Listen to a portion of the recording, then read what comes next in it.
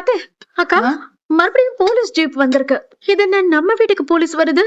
பதறாதீங்கம்மா, அது சம்பந்தமா அக்கம் பக்கத்துல விசாரிக்கலாம்னு சொல்லி வந்திருக்கேன். அந்த சரவணன் பையன் அப்படி ஒரு அப்புறாணிங்க, சத்தமா கூட பேச மாட்டாங்க. படிப்பு விஷயத்துல பொய், வயசு விஷயத்துல பொய், குழந்தை விஷயத்துல கூட போய் சொல்லிருக்காங்க. இந்த மாதிரி கண்ட மணிக்கு போய் சொல்லிருக்க அந்த புள்ள. அது தெரிய வரும்போது யாரா இருந்தாலும் கேள்வி கேட்கதுன்னு செய்வாங்க. உங்க மாமா என்ன நடக்குறீங்க? ஹோட்டல்ல ரூம் போட்டா உட்கார்ந்து இருக்கீங்க, ஜூஸ் காஃபின்னு குடுத்துட்டே இருக்கீங்க. விசாரணைக்கு வந்தவங்கள பட்னி போடணும்னு எந்த அவசியமும் இல்லை. பாத்துக்கலாமா, முதல்ல வெளியில போங்க. அதான் வந்ததுல சொல்லிட்டே இருக்கல மேடம், சம்பந்தப்பட்டவன் நான் தான். அப்புறம் எதுக்கு மேடம் எங்க வீட்டு ஆளுங்களை உட்கார வச்சு அராஜகம் பண்றீங்க? இப்ப என்ன பண்ண சொல்றீங்க? அண்ணா கொஞ்சம் அமைதியா இருங்க. டேய், இந்த கேஸுக்கு சம்பந்தப்பட்டவன் நான் தான். எப்படி அமைதியா இருக்க சொல்ற? நான் தான் இங்க இருக்கணும், நீங்களா எதுக்காக எனக்காக இருக்கணும்? என்ன உங்களை அடிச்சோமா இல்ல வேற ஏதாவது செஞ்சோமா?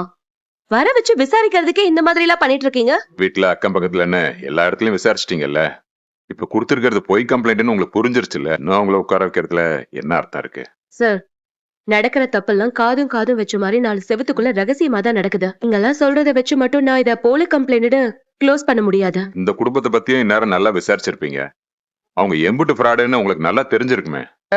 எஃப்ஐஆர் இப்ப போட்டுருவோம் சார். ஆச்சுல்ல, கோர்ட்டுக்கு நாளைக்கு தான் கூட்டிட்டு போவோம். அப்படின்னா இன்னைக்கு ராத்திரி பூரா பொம்பளைங்க இங்கதான் இருக்கணுமா? வச்சிருக்க முடியாது, ஜெயிலுக்கு அனுப்பிச்சிருவாங்க. ஜெயில் அவங்களாம் தப்பே பண்ணல. தப்பு பண்ணாதவங்க எதுக்கு ஜெயிலுக்கு போ? நடைமுறைகள்லாம் இருக்குமா, அதெல்லாம் மாத்த முடியாது. உங்களுக்கு வேணும்னா அரசி, ராஜேஸ்வரி இவங்க 2 பேரை மட்டும் நீங்க கூட்டிட்டு போங்க. எல்லாருமே இன்னைக்கு இங்கதான் இருக்க போறாங்களா? ராஜியும் அரசியும் வீட்டுக்கு கூட்டிட்டு போலான்னு சொல்லிட்டாங்க. எல்லா விதத்திலயும் முயற்சி பண்ணி பார்த்தோம். கம்ப்ளைண்ட் அள்ளி வீசிருக்காங்கல்ல, அதனால இன்னைக்கு வீட்டுக்கு போக முடியல. இன்னைக்கு ஒரு நாள் மட்டும் பல்ல கடிச்சிட்டு தாங்க கோமதி, என்ன மன்னிச்சிடாத்தா. எப்படி கோர்ட்ல இருந்து எடுத்துரும்.